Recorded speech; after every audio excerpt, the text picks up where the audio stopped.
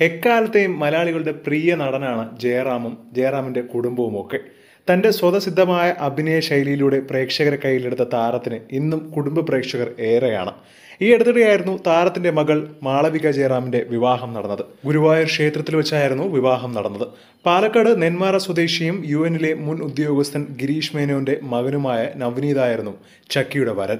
Social മീഡിയയിൽ ഇപ്പോൾ ഏറെയും ചർച്ചയാവുന്നത് മകൾ ചക്കിയുടെ വിവാഹത്തിൽ ജയറാം പുലർത്തിയ ലാളിത്യമാണ്. തികച്ചും മാതൃകാപരമായി നടന്ന വിവാഹമെന്നാണ് പലരും ഇതിനെ വിശേഷിപ്പിക്കുന്നത്.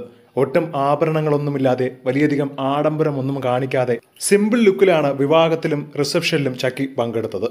ഇതിനു പിന്നാലെയാണ് സമൂഹ മാധ്യമങ്ങൾ ജയറാമിന് കൈയടിച്ചുകൊണ്ട് കുറെ പേർ എത്തുന്നത്.